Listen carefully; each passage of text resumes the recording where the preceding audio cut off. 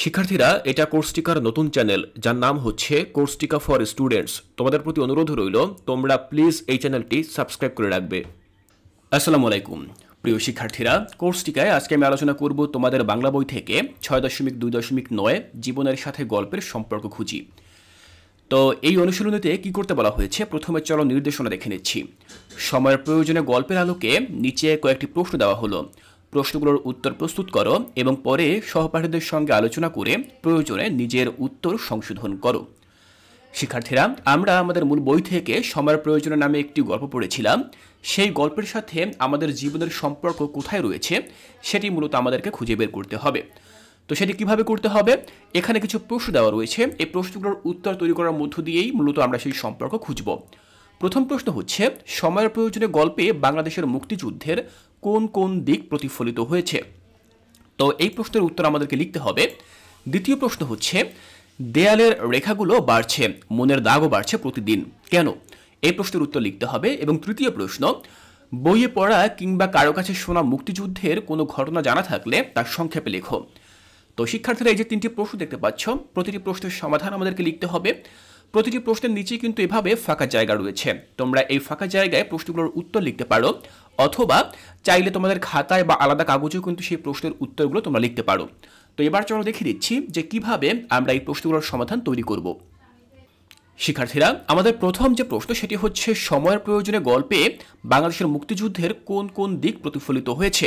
তো এই প্রশ্নের উত্তর আমাদেরকে লিখতে হবে। তো কিভাবে আমরা এই প্রশ্নের উত্তর লিখি, দেখো, সময়ের প্রয়োজনে গল্পে মুক্তিযুদ্ধের নৃশংসতা এবং রক্তপাতের চিত্র ফুটে উঠেছে।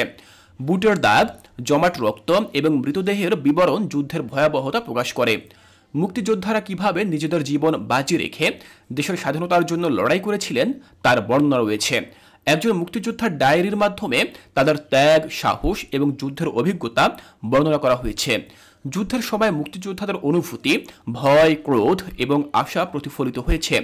তাদের মধ্যে থাকা ঘৃণা, প্রতিশোধের মনোভাব এবং দেশের প্রতি ভালোবাসা এই গল্পে স্পষ্ট। গল্পে মুক্তিযোদ্ধাদের মধ্যে শত্রুর প্রতি ঘৃণা এবং প্রতিশোধের মনোভাব দেখা যায়, যা যুদ্ধের একটি গুরুত্বপূর্ণ দিক। সবশেষে গল্পে মুক্তিযোদ্ধাদের স্মৃতি এবং ভবিষ্যতের প্রত্যাশা প্রকাশিত হয়েছে। তারা যুদ্ধের পরে কিভাবে নিজেদের জীবন পুনর্গঠন করবেন এবং তাদের পরিবারের সাথে পুনর্মিলনের আশা প্রকাশিত হয়েছে। তাহলে শিক্ষার্থীরা, তোমরা দেখলে যে কিভাবে আমরা সম্পূর্ণ এই প্রশ্নের উত্তরটি লিখতে পারি। আমরা প্রথম এই প্রশ্নের উত্তরটি লিখতে পারি। এবার আমরা পরবর্তী যে প্রশ্ন সেই প্রশ্নের উত্তরগুলো আমরা লিখব। দেখো, দ্বিতীয় প্রশ্নে জানতে চাওয়া হয়েছে, দেয়ালের রেখাগুলো বাড়ছে, মনের দাগও বাড়ছে প্রতিদিন, কেন? তো এই যে প্রশ্নের উত্তরটি আমরা কিভাবে লিখব, দেখো, আমরা লিখতে পারি, এই বাক্যটিতে মুক্তিযোদ্ধাদের দৈনন্দিন অভিজ্ঞতা এবং মানসিক অবস্থার প্রতিফলন প্রকাশ পেয়েছে। এখানে দেয়ালের রেখা বলতে যুদ্ধক্ষেত্রে শত্রুদের হত্যা করার পর প্রতিটি শত্রুর মৃত্যুর সংখ্যা হিসেবে টানা রেখাগুলোকে বোঝানো হয়েছে। প্রতিদিন শত্রুদের হত্যা করে দেয়ালে একটি করে রেখা টানার মাধ্যমে শত্রুদের সংখ্যা বাড়ছে। এটি মুক্তিযোদ্ধাদের জয় এবং প্রতিশোধের প্রতীক। অপরদিকে যুদ্ধের ভয়াবহতা, সহযোদ্ধাদের মৃত্যু এবং শত্রুদের হত্যার কারণে মুক্তিযোদ্ধাদের মনে মানসিক আঘাত ও দাগ সৃষ্টি হচ্ছে। প্রতিদিন নতুন অভিজ্ঞতা ও ক্ষতির মুখোমুখি হয়ে তাদের মানসিক যন্ত্রণা বৃদ্ধি পাচ্ছে। এভাবে এই বাক্যের মাধ্যমে যুদ্ধের প্রভাব এবং মুক্তিযোদ্ধাদের মানসিক অবস্থার একটি গভীর চিত্র ফুটে উঠেছে। তাহলে শিক্ষার্থীরা, আমরা দ্বিতীয় প্রশ্নের সমাধান এভাবে লিখলাম। এবার সর্বশেষ প্রশ্নটি নিয়ে আলোচনা করব, যেখানে জানতে চাওয়া হয়েছে, বইয়ের পড়া কিংবা কারো কাছে শোনা মুক্তিযুদ্ধের কোনো ঘটনা জানা থাকলে তার সংক্ষেপে লিখো। তো আমরা এই প্রশ্নের উত্তরটি লিখব কিভাবে, দেখো, আমার দাদা বীর মুক্তিযোদ্ধা হায়দার আলী মুক্তিযুদ্ধের সময়কালীন একটি গেরিলা আক্রমণ ও তেলের ডিপো ধ্বংসের কাহিনী আমাকে শুনিয়েছিলেন। 1971 সালের মুক্তিযুদ্ধের সময় একটি উল্লেখযোগ্য গেরিলা আক্রমণের ঘটনা ঘটে চট্টগ্রাম শহরে। এই আক্রমণটি পরিকল্পনা করেন মুক্তিযোদ্ধা মেজর রফিক এবং তার সহযোদ্ধারা। তাদের লক্ষ্য ছিল পাকিস্তানি সেনাবাহিনীর তেলের ডিপো ধ্বংস করা, যাতে তাদের জ্বালানি সরবরাহে বিঘ্ন ঘটে। এক রাতে মেজর রফিকের নেতৃত্বে একটি গেরিলা দল নৌকাযোগে তেলের ডিপোর কাছে পৌঁছে যায়। সেখানে পৌঁছানোর পর তারা তেলের ডিপোতে বিস্ফোরক স্থাপন করে। বিস্ফোরণ ঘটার সাথে সাথে তেলের ডিপোতে আগুন ধরে যায় এবং বিশাল ধোঁয়া ও আগুনের কুণ্ডলী আকাশে ওঠে। পাকিস্তানি সেনাবাহিনী দ্রুত সেখানে ছুটে আসে, কিন্তু ততক্ষণে মুক্তিযোদ্ধারা নিরাপদে ফিরে আসতে সক্ষম হয়।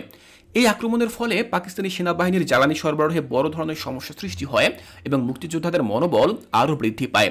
এই ধরনের সাহসী আক্রমণগুলো মুক্তিযুদ্ধের সময় সাধারণ মানুষের মধ্যে আশার আলো জাগিয়েছিল এবং মুক্তিযোদ্ধাদের বিজয়ের পথ সুগম করেছিল। তাহলে শিক্ষার্থীরা, তোমরা দেখলে সর্বশেষ যে প্রশ্নটি রয়েছে এই প্রশ্নের সমাধানটিও আমরা লিখলাম। আমি আশা করছি এখানে যে 3টি প্রশ্ন রয়েছে এই প্রশ্নগুলোর সমাধান তোমরা খুব সুন্দরভাবে লিখতে পারবে। এর পরবর্তী ক্লাসে আমি তোমাদের বাংলা বই থেকে পরবর্তী যে সকল অ্যাক্টিভিটিগুলো রয়েছে সেগুলো দেখিয়ে দেব এবং সেগুলোর সমাধান কিভাবে করবে তাও আমি তোমাদেরকে বুঝিয়ে দেব। তাই শিক্ষার্থীরা, কোর্সটিকা এর পরবর্তী ক্লাসগুলো দেখার আমন্ত্রণ জানিয়ে আজকের এই ক্লাসটি এখানেই শেষ করছি।